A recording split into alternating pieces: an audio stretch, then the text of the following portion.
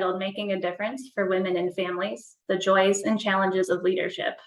My name is Kim Tomich, and I am a pharmacist by training and work in medical information. I am also part of the Women in Healthcare Give Back Affinity group with HBA, or the Healthcare Business Women's Association.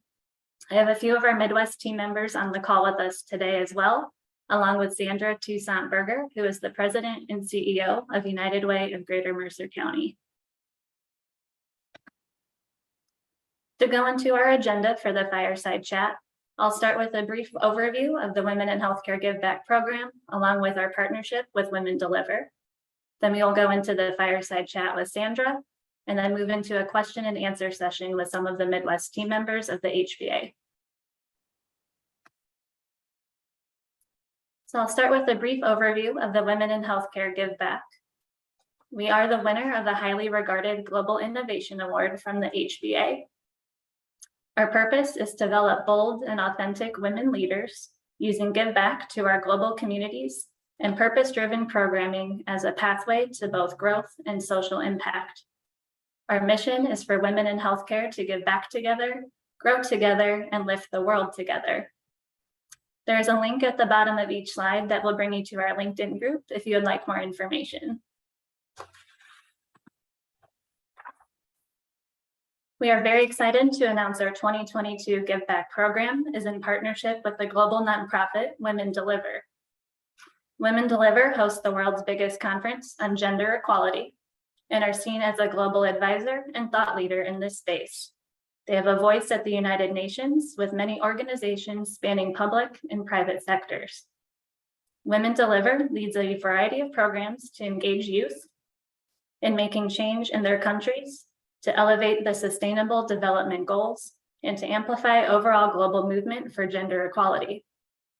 Their signature triennial conference in 2019 saw over 8,000 attendees across 169 countries.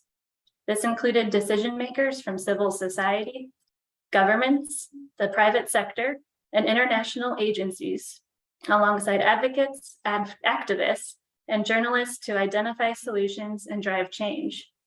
There were also 200,000 participants online in various satellite events around the globe.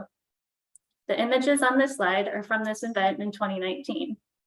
As part of the preparation for the next Women Deliver conference in 2023, the Women in Healthcare Give Back program is proud to support the amazing work of Women Deliver by building satellite events to help amplify the movement of gender equality as part of our 2022 global program. So with that, I'd like to lead into an intro for Sandra Toussaint-Berger, who will be participating in our fireside chat this evening as the CEO and president of United Way of Greater Mercer County.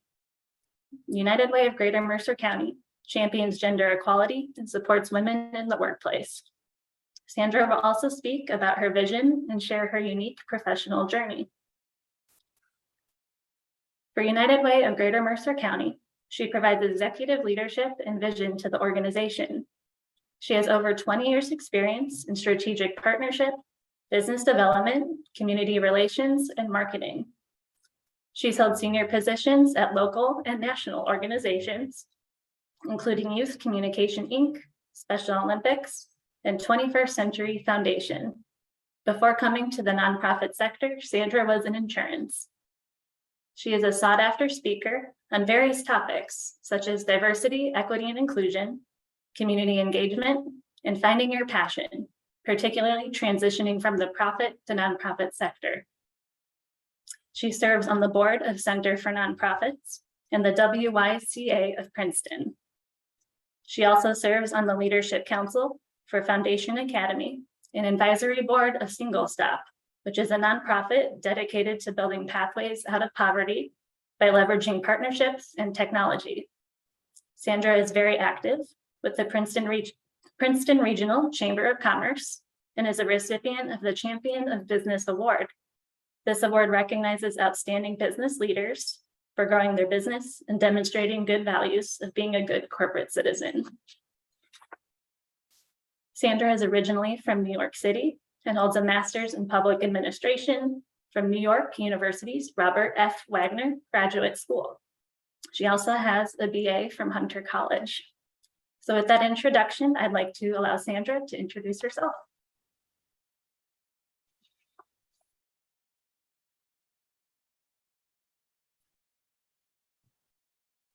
Hello all, thank you so much for inviting me here. I'm so excited to speak to you here today. You did hear my professional bio, but as we continue on with this fireside chat, what I'd love for you to leave with is, as you get to know me, my vision for United Way of Greater Mercer County and the work in general, I'm personally interested, passionate about health equity, financial empowerment, and certainly education. And these values that I have aligns with the work that we do with United Way of Greater Mercer County. So thanks again for having me here this evening.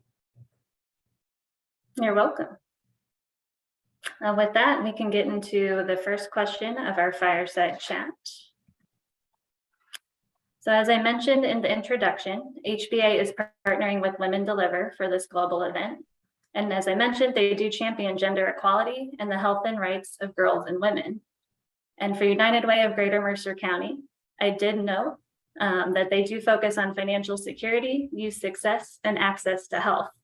So in your opinion, how does United Way of Greater Mercer County relate to the mission of Women Deliver? Sure. So Women Deliver and United Way of Greater Mercer County, what these two entities have in common, it really comes down to equity and access.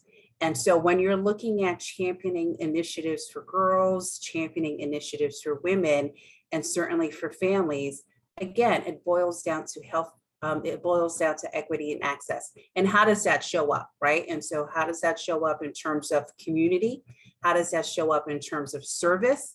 And how does that show up in terms of the family?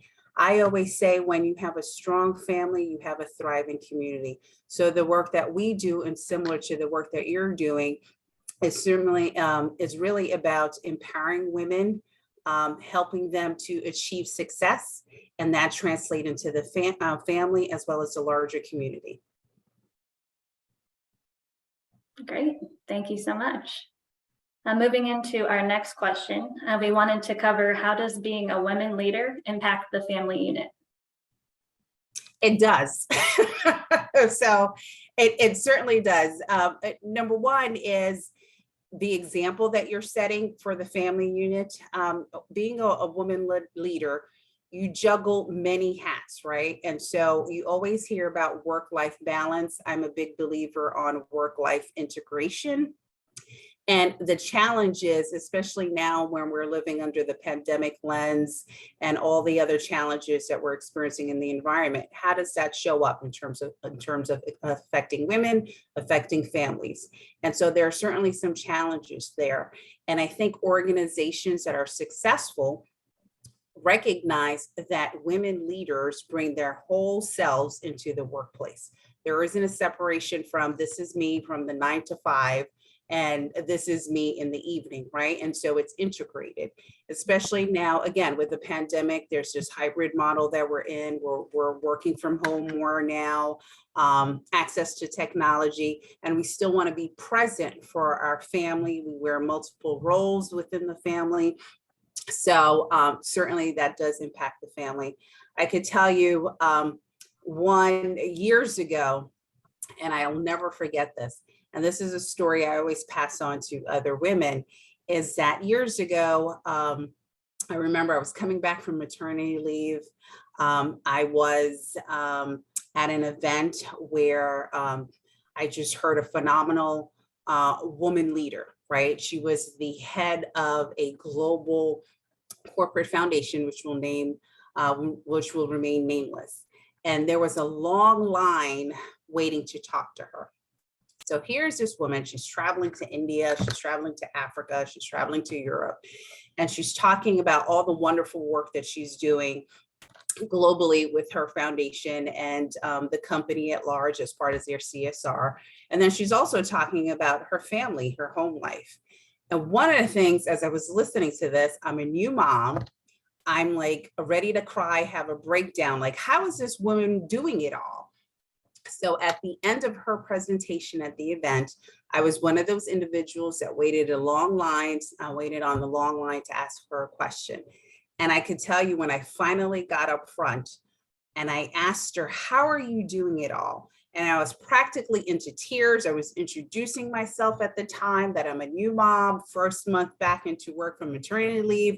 I'm having all these issues. I have a long commute. It was very challenging time for me personally, but I still wanted to proceed professionally. I was grateful that this woman leader took me under her wing.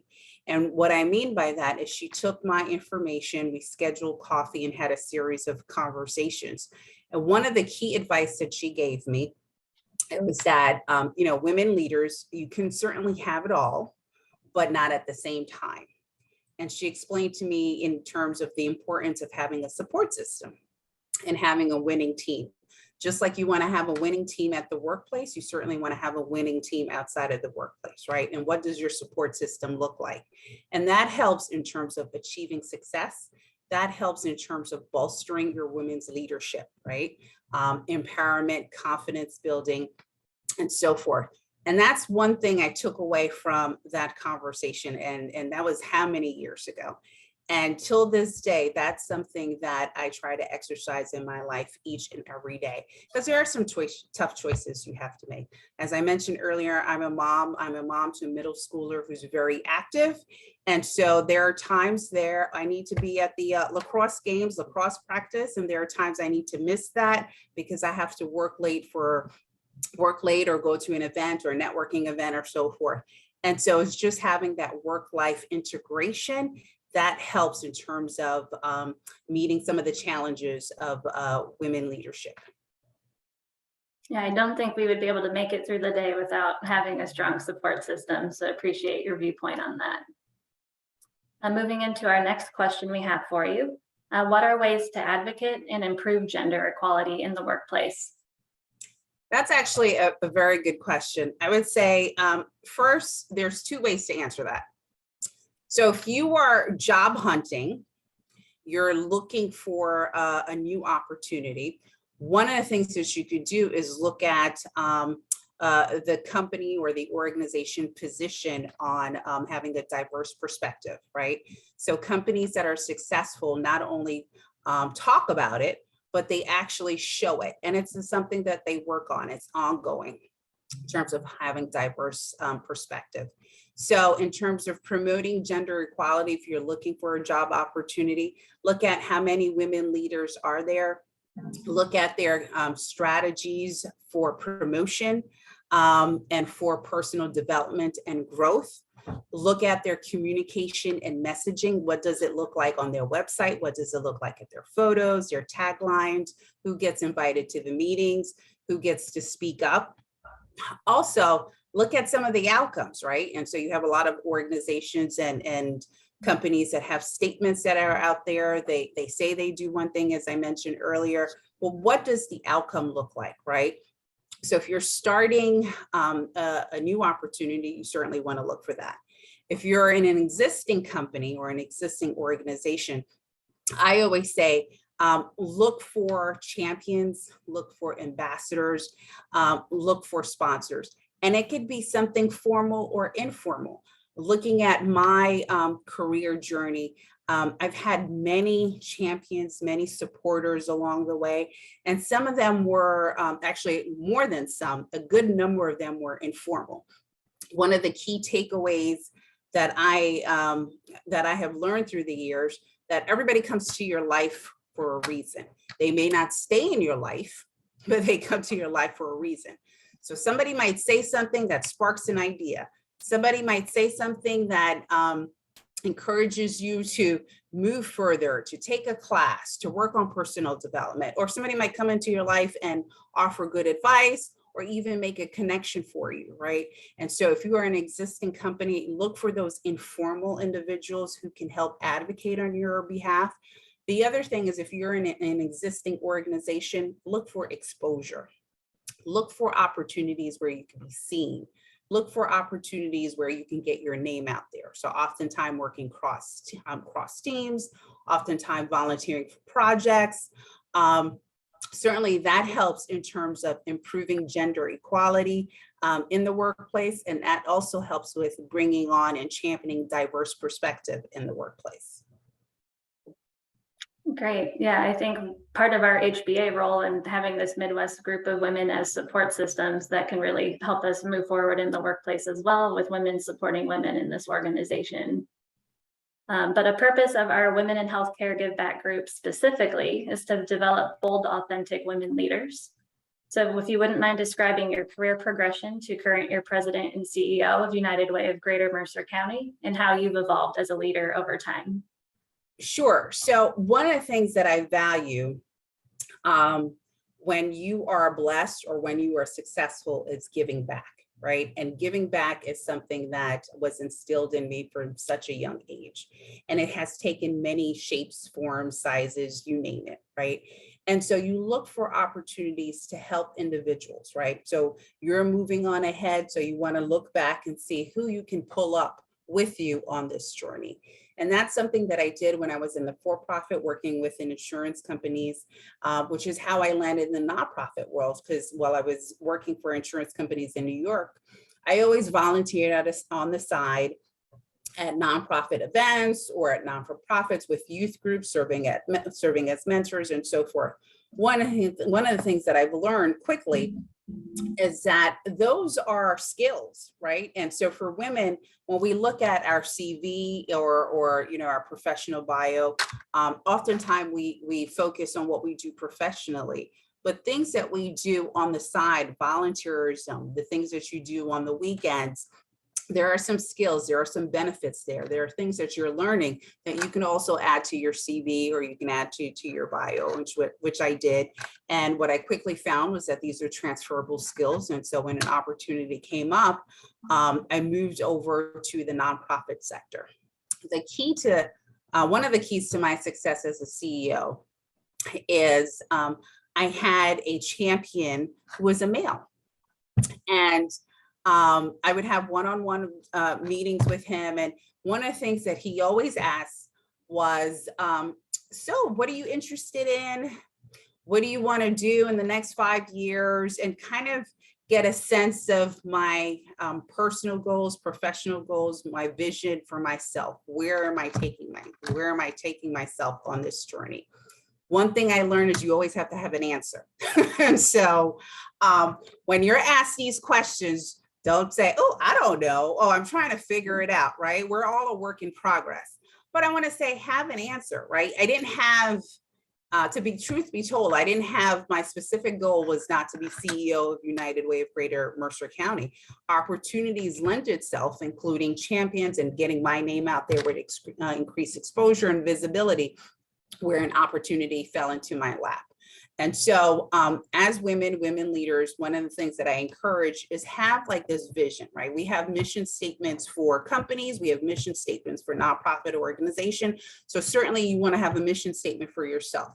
What do you value? Where are you trying to go? What impact are you trying to have, right? What mark or legacy you want to leave in this world? What example do you want to set for other women, for other diverse groups, for your family, for your community? So developing that mission statement. And so that was some of the homework that I did early on. And two is, when opportunities come your way, you got to recognize that there are opportunities. Sometimes opportunities come and you may not be ready for it, and that's okay, but you have to be able to recognize that this is an opportunity. And so looking at my journey to United Way, again, this was an opportunity that fell into my lap after doing some thinking and some research. Of course, this is where I landed. And three is, I had a supervisor or a boss, and those are titles that we see, on evaluations, right? But I want to say one of my best supervisors was more like a coach than a boss. So when I worked under this person was always directing me and having a personal interest in my success. And my success, not only within the company, within the organization, but even if it takes me outside of the company, outside of the organization. And so that is something today is what I try to do when I'm managing staff. Are there individuals who have shown themselves and who've expressed interest in specific fields, or they want to learn and grow about a particular area, whether it's in my department, my organization? I encourage that. One of the things that we have to do as women, as we're talking about women leaders, and I'm so grateful to the HBA for doing this, is supporting one another. So we have to look for ways to do that. And when you're investing in that support, when you're investing in that success, sometimes that means this person is going to have to leave the organization or department, which is something that I ended up doing. So all these lessons learned is what I try to pass on to other women and to other young professionals as well. Great. Yeah, I think that is really awesome to have your own personal mission statement and be able to answer those questions as we're all developing our careers still at this time. As you've mentioned a little bit before, and we wanted to kind of touch on as well, who was an important sponsor or mentor for you who helped get you to where you are today? And do you have any advice on how to establish a sponsor or mentor relationship and how to maintain that throughout your career? Sure. So as I was thinking about this question, it was a hard one for me because I had multiple sponsors, multiple, multiple mentors and champions. Some were informal, like, oh, yes, I am your sponsor. And some just gave me the nugget or the gem that I needed. And I kept on walking or kept on moving. So I think realistically, you need to have multiple, right? And you need to have multiple within your organization, within your company, and outside.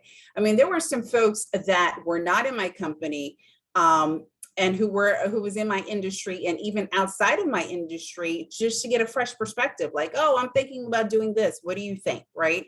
And sometimes you need to bounce some ideas off of certain individuals. And it could be, again, what's that winning team or supporting team that you want to have for yourself, right? So that is something that I did. The other thing is when you're talking about success and on your journey, look for ways to exude confidence, to show that, you need to be here, you will be here, and we're all in work in progress, like I said, so we're constantly have to prove ourselves, right?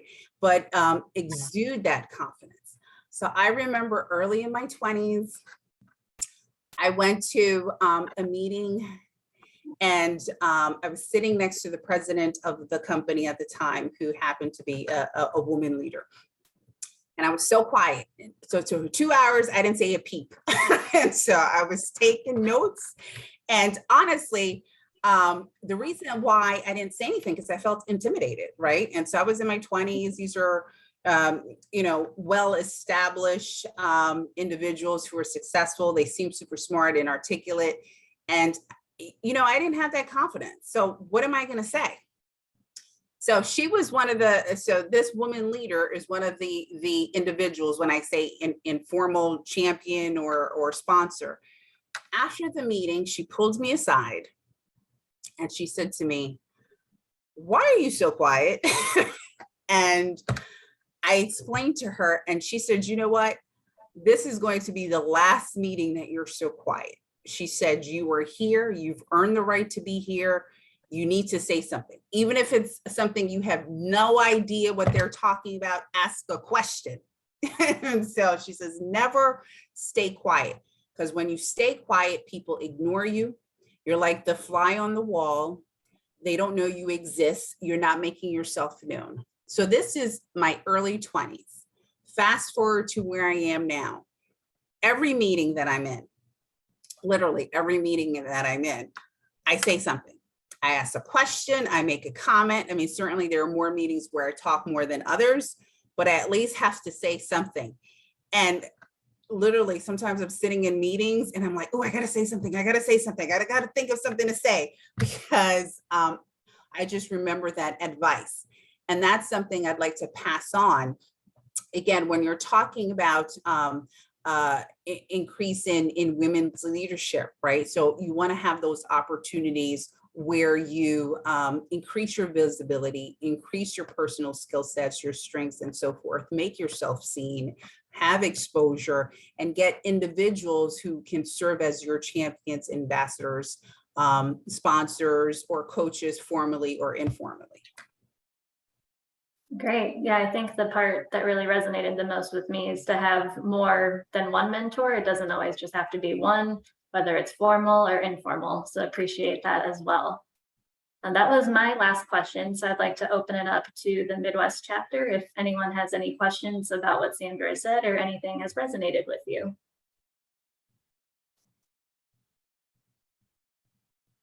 Hi, Sandra. This is Katrina, and I'm part of the Midwest chapter. And I first just want to say thank you. You have shared a lot of gems, just listening and just taking notes. And thank you for sharing so much about your leadership journey and your passions and all that. It's how you got to where you are right now. I guess my question for you is, while you've touched on things such as work-life integration, diversity, personal mission statements, finding champions alongside, what has been your greatest challenge as a leader? And what do you feel in general are one of the biggest challenges that women leaders face today? That's a very good question, Katrina. I would say my greatest challenge is you have to constantly prove yourself. So just because you have a seat at the table, you're participating, doesn't mean that you will always participate. Doesn't mean that you will always be at the table, right? And so it's not one of those things that you can take for granted. So, when I am here, I make myself known, I make myself present, but I'm always thinking about, how can I grow? How can I do better? And I always ask for feedback. I think that's very important, right? And so feedback could come from so many different ways. It doesn't need to be like a formal evaluation of things. It could just be, how do you think that went? Or where do you think of this idea? Or the delivery. So I think that's very important. And so for women leaders, I think that is one of the greatest challenges, just because you're here, staying here, and also having to constantly prove yourself. Like I said, exuding confidence, because there are some days you may not feel confident, right? There are some days you're having, this is where the family and the home life or the caretaker life, there are some days where you're just having a bad day, right? Well, then when you show up and you're present, right? And exuding that confidence and saying, I've earned the right to be here. Yes, I'm having a bad day, but sort of keep it moving. Great. Thank you. Thank you, Sandra. Any other questions from our Midwest chapter? Hi, Sandra. This is Gloria. Thank you so much for the great sharing. I'm really taking a lot of notes along this conversation already. And I wondered that what are the key learnings or advice you have for other women leaders? The key learnings or advice, I want to say it's more like a check-in. It's the whole, and it was touched on earlier, it's the whole notion of being authentic. And so that is something that is so underrated, right? And so it's more than just having the education, the work experience, the sponsors and things of that nature. I mean, these are all, the secrets to success, right? So these are all the formulas, and you certainly need to have that. But you need to be authentic and be true to yourself. And so that is the advice, or the check-in, if I can use that instead, that I give to other women leaders, and sort of ask yourself, am I being authentic in my role, in my interaction with others? Am I changing myself for this position or to be a leader? And changing myself, this is so far from who I really am. And it's so important, I want to say, to have integrity.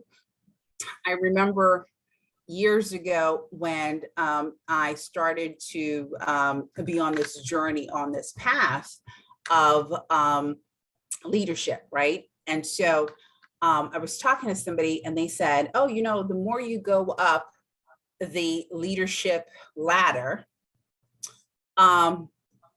you may have to do some things, say some things, and you may have to compromise on your integrity. And so this was a few years back. And I said to the individual, for me personally, having integrity is a big part of who I am and what I stand for. And at the end of the day, I need to look at myself in front of the mirror and be okay with who I am. And if I'm not okay with who I am and who I've become, then I need to do some evaluation. And so this is a check-in that I regularly do with myself and kind of saying, oh, this path that I am on, am I being authentic? Am I still holding on to the values? Am I still holding on to the things that's important to me, right? And so, or am I compromising too much? And so you still need to do that check-in. I think it's so important. And so that is something that I encourage individuals, in particular women, when you're on this journey of leadership. Thank you. Thank you, Sandra. Any other questions from our Midwest group?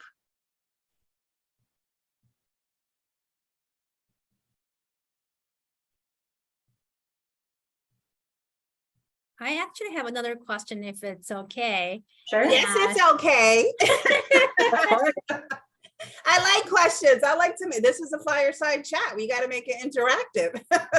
Thank you. This is great, Sandra. I've been reflecting a lot about my professional pathway, and I wonder what are tips to keep the relationship with mentors and sponsors? It takes due diligence. So the tips are you have to put in the time. And it's hard because you have competing responsibilities. You have competing, sometimes I call them distractions. We're all so busy, right? But with mentors, with sponsors, you want to be top of mind. And so the only way you could be top of mind is to check in on individuals to see how they're doing and how are they holding up with certain things. And when you check in, it's not just about you. It should be about the other person as well, right? And so offer your services. What's going on with you? How can I help you? Do you need any assistance with anything? How can I be of service? And that's one of the things with the pandemic. So when you're looking for an excuse, right? So if I could use that in air quotation, the pandemic, just to check in and see how people are doing. Do you want to have a cup of coffee? How's your family holding up? You know, with all that's going on around the world, how are you feeling, right? Are you feeling secure? How's the family going on?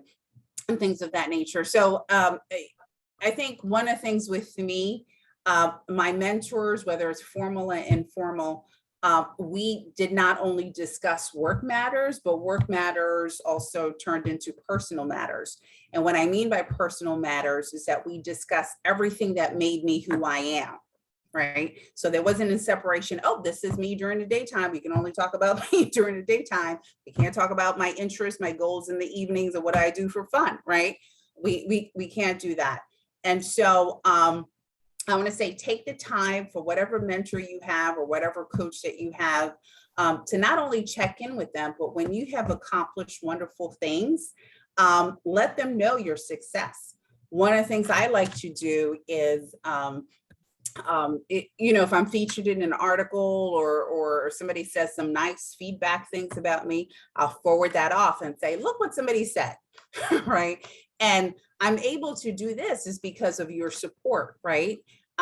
So also using that opportunity to let them know that the time that they've invested in you is not being wasted, if I could say, and that you're actually you're actually moving and shaking and doing some things and achieving some goals, and you're having some successes, because when you're successful, they're successful, right? Because they've invested time, energy, and possibly treasure in your success, right? And so I want to say, make the time to do that. It can be an email, it could be a phone call.